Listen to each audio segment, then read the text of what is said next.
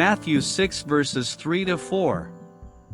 But when thou doest alms, let not thy left hand know what thy right hand doeth, that thine alms may be in secret, and thy Father which seeth in secret himself shall reward thee openly. In the Sermon on the Mount, Jesus said, "But when you give to the needy, do not let your left hand know what your right hand is doing, so that your giving may be in secret.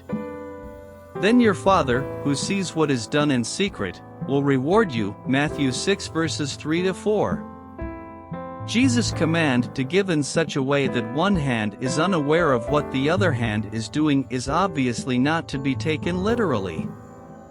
The context suggests that the injunction to not let your left hand know what your right hand is doing refers to giving alms in secret and stands in contrast with drawing attention to our giving.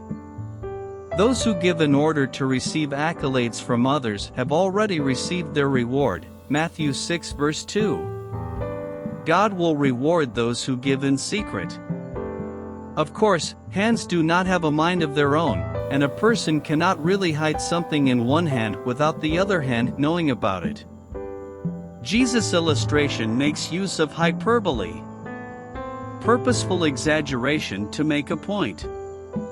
We should perform our charitable giving with such confidentiality that, if possible, our right hand won't even know what the left hand is giving.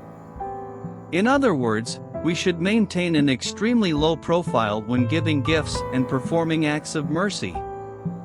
Modesty, not ostentation, is the hallmark of a follower of Christ. Jesus' illustration of the left hand not knowing what the right hand is doing follows his serious condemnation of hypocrites, likely the Jewish religious leaders, in the previous verse. So when you give to the needy, do not announce it with trumpets, as the hypocrites do in the synagogues and on the streets, to be honored by others. Truly I tell you, they have received their reward in full. Matthew 6 verse 2. Jesus also refers to these hypocrites in Matthew 6 verse 5 regarding prayer and Matthew 6 verse 16 regarding fasting.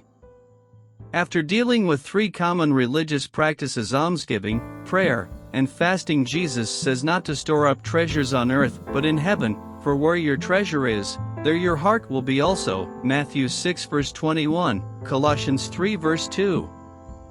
When we give with stealth without our left hand knowing what our right hand is doing, we avoid the temptation of hypocrisy and lay up a truly priceless reward in eternity.